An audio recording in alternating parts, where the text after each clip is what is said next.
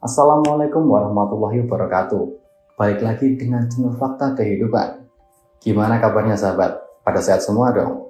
Saya ucapkan terima kasih pada subscriber kita yang udah mengirim beberapa cerita-ceritanya kepada kami.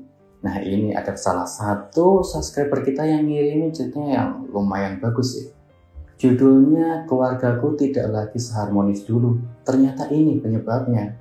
Waduh, gimana nih? Pasti banyak banget dong dari kalian yang penasaran. Nggak usah lama-lama lagi, kita masuk ke ceritanya.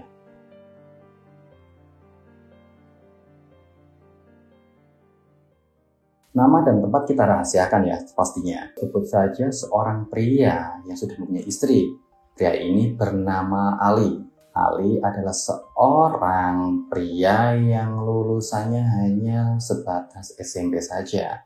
Sekolah menengah pertama, sedangkan istrinya adalah wanita yang berwawasan luas. Wajar saja istri Ali ini bernama Mutia yang lulusannya sarjana. Wow, kuliahan nih. Nah, walaupun begitu, Ali itu tidak lepas tanggung jawab. Dia tetap menjadi kepala rumah tangga yang tetap menafkahi anak istrinya. Walaupun dibantu oleh istrinya si Mutia menjadi guru di tempat sekolah anak-anak mereka itu. Waktu itu hari Minggu seperti biasa. Mutia dan Ali itu beraktivitas pada umumnya. Ali mencuci motor di pekarangan rumah, sedangkan Mutia ia memasak di dapur. Anak-anaknya sibuk nonton TV. Jikalau sudah matang, Mutia memanggil suaminya dan anaknya untuk makan bersama.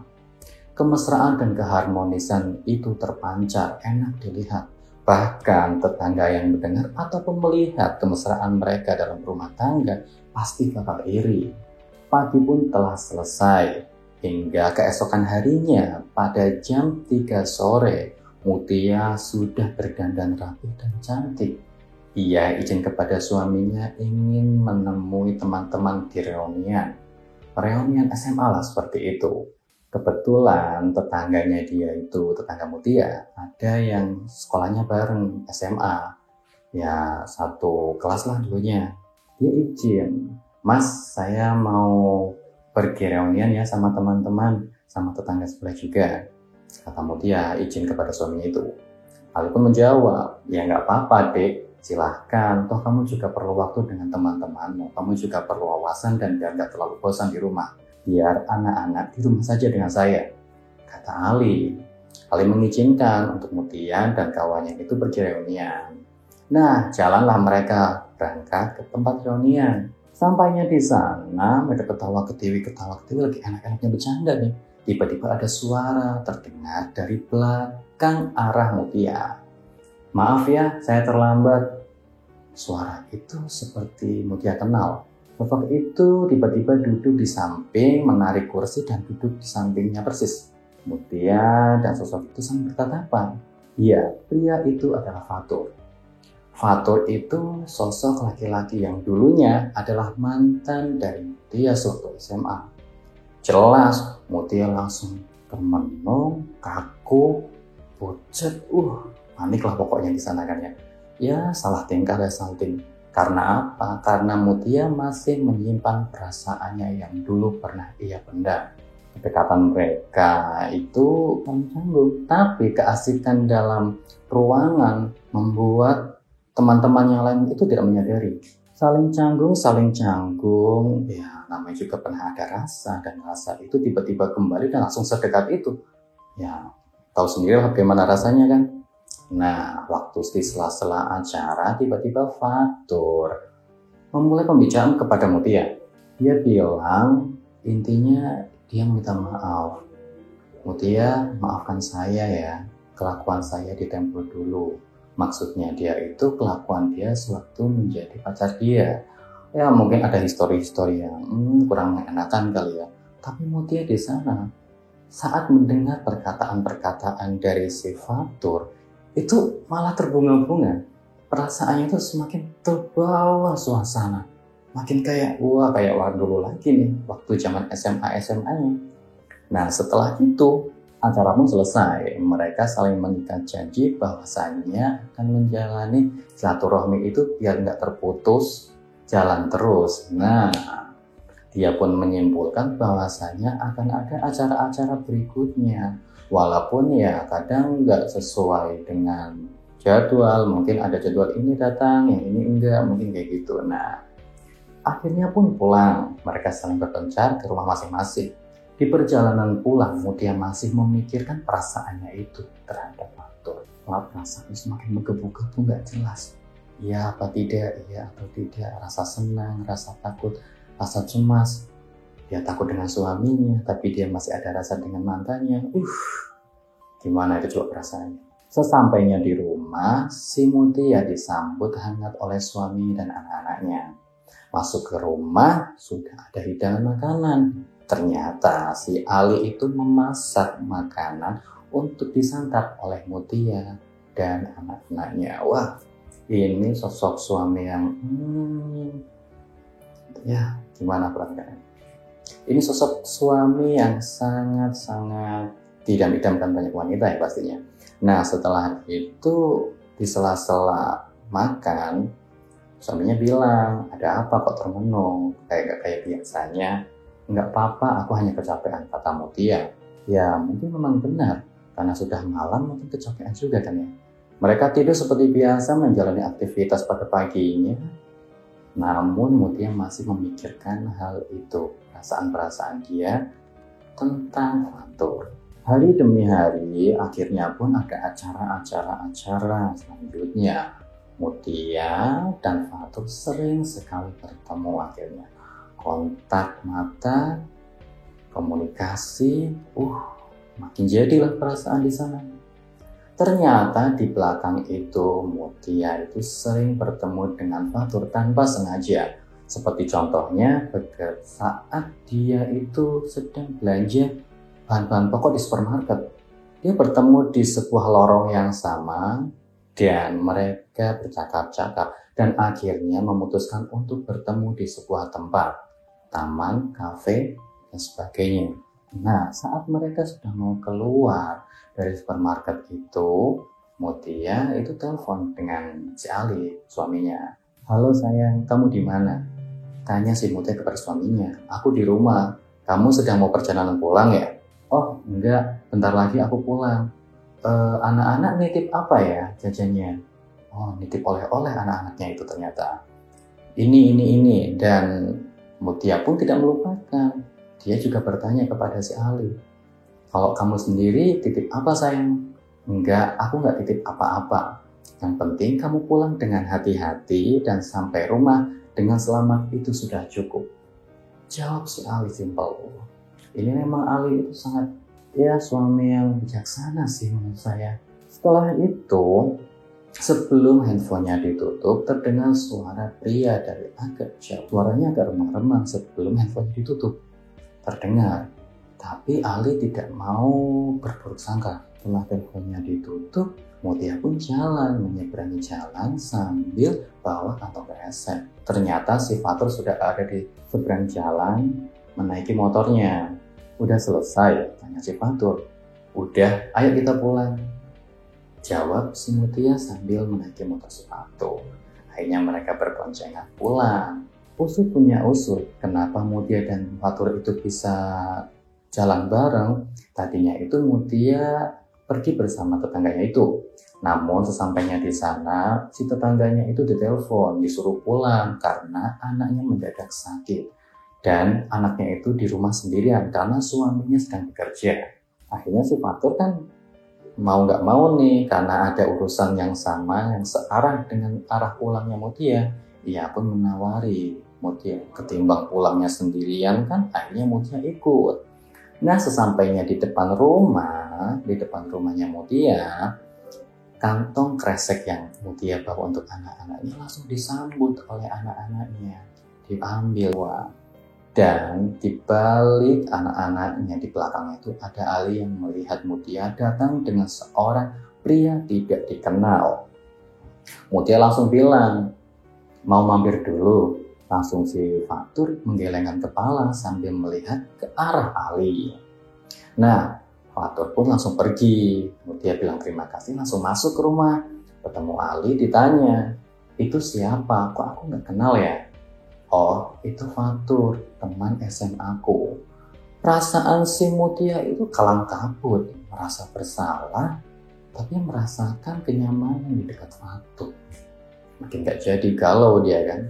Akhirnya masuk. Nah, si Ali tidak mau memperpanjang masalahnya. Sampai di sana dia bertanya.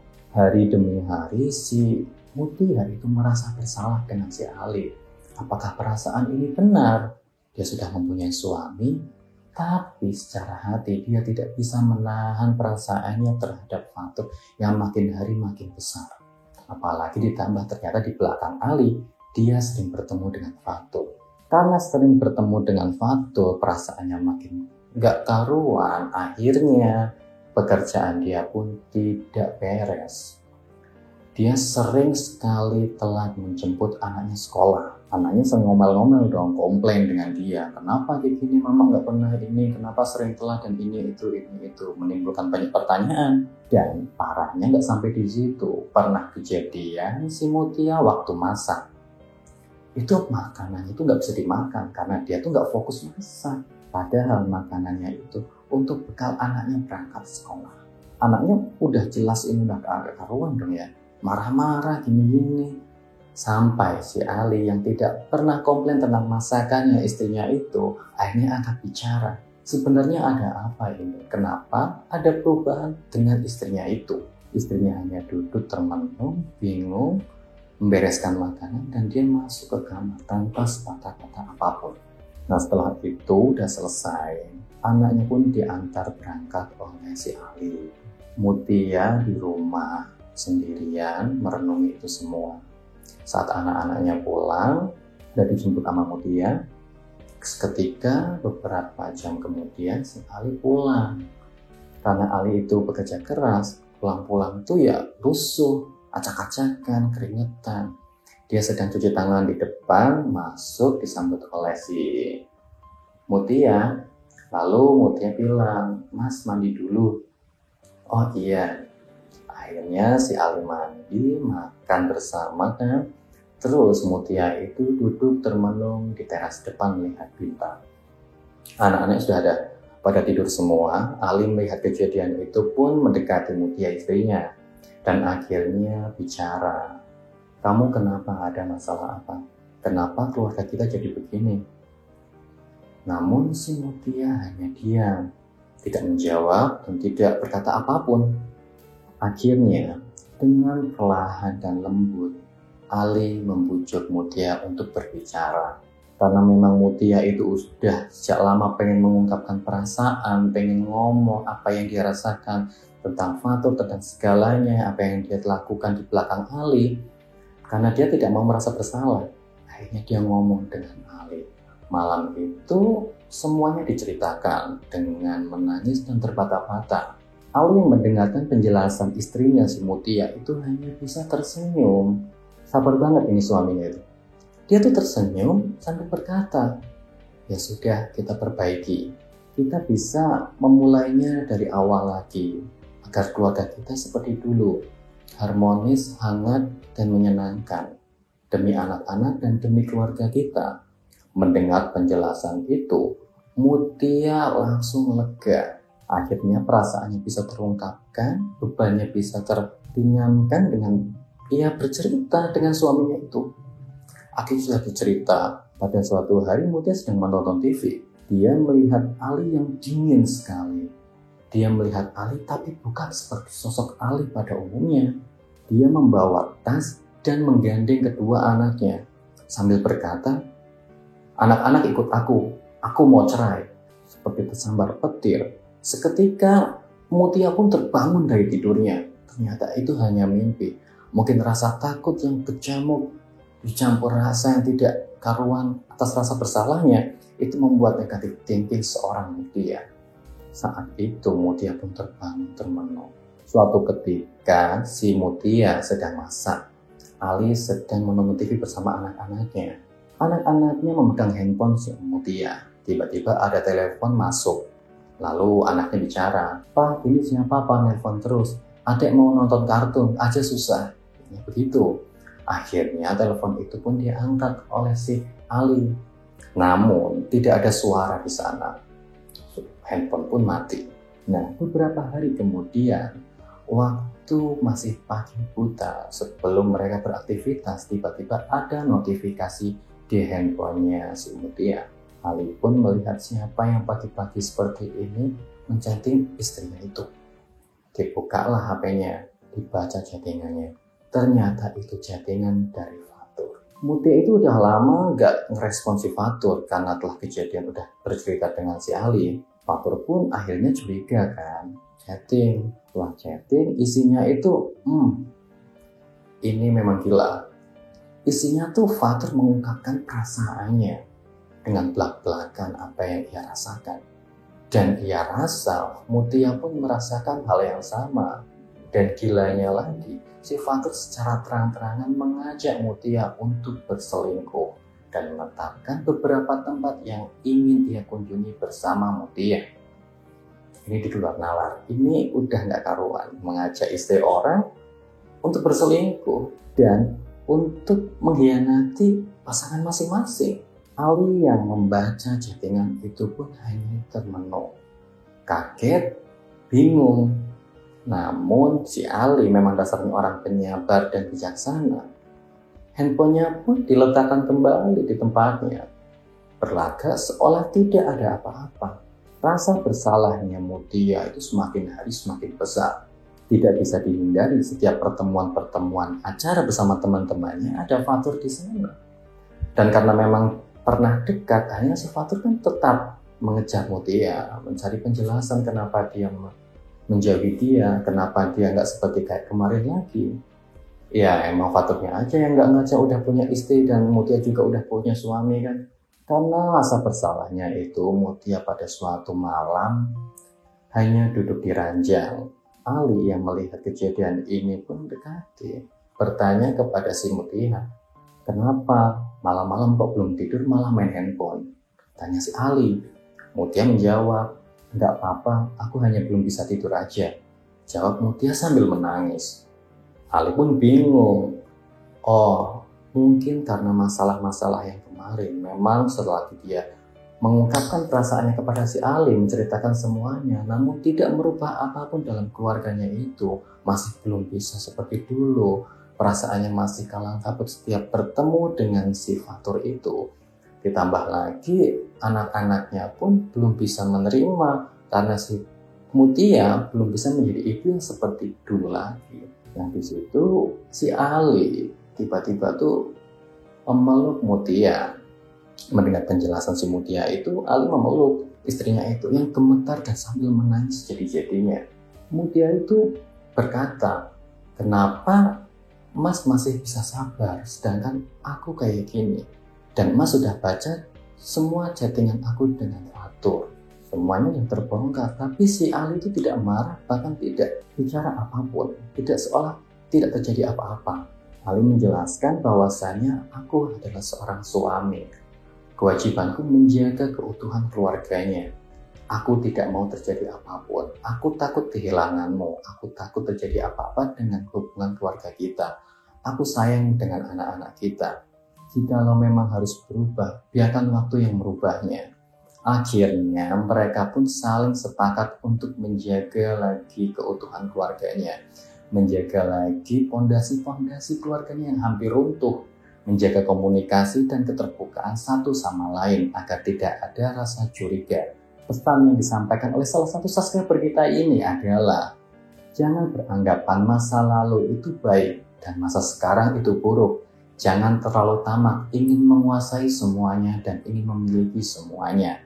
Belum tentu orang yang kita cintai tempo dulu adalah kebahagiaan. Bisa saja kebahagiaan kita adalah orang terdekat masa kini. Begitulah kisah pesan yang disampaikan oleh salah satu subscriber kita. Bagi kalian yang ingin mengirimkan pesan-pesan ataupun cerita-cerita kalian bisa kirim lewat di bawah ini. Kami tunggu cerita-cerita kalian. Terima kasih dari saya. Wassalamualaikum warahmatullahi wabarakatuh.